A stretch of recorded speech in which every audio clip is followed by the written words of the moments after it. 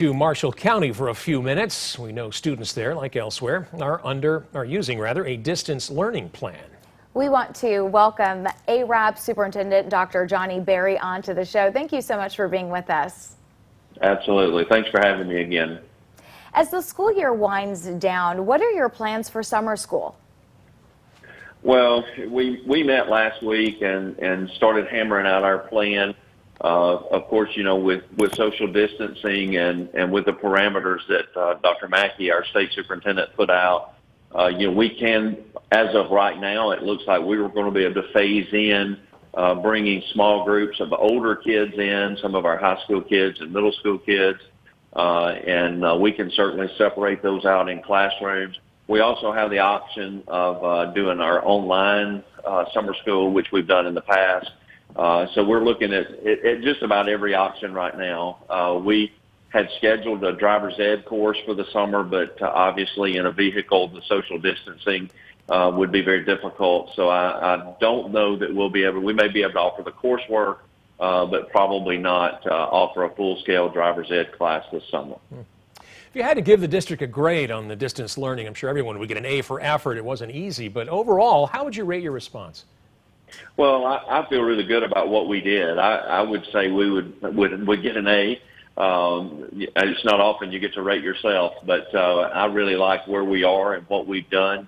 You know, from the very beginning, our team really bought into what we were trying to do, which was, you know, we wanted to do enough for our kids to where we could prepare them for the fall and not overdo and put more stress on families with multiple children at home, those who may have internet issues, but we wanted to do enough to create an educational opportunity, not to waste this time and just try to get to May 15th.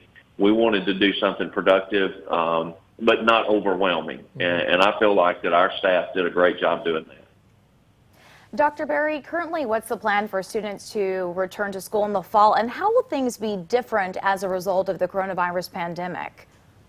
Well, I think there are a lot of discussions about what it's going to look like. We were scheduled to come back in early August.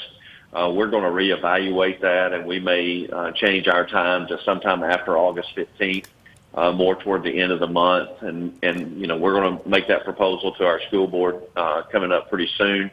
I think one thing you're going to see in our district, and I'm sure in others, you're going to see fewer field trips.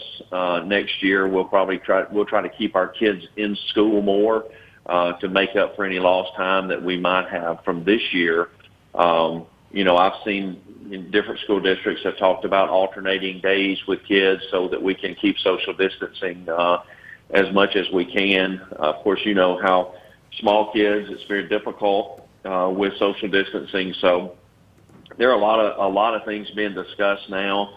Dr. Mackey's rolling out as we speak. I mean, just every day we're getting more and more information, more and more guidance. Of course, we're watching what the CDC says, what Dr. Harris and the Alabama Department of Public Health, what they're putting forward. We're just trying to be very cautious in our plans for the future, but I do anticipate a later start date than what we had originally scheduled. Dr. Johnny Berry, ARAP City School Superintendent, thanks for joining us.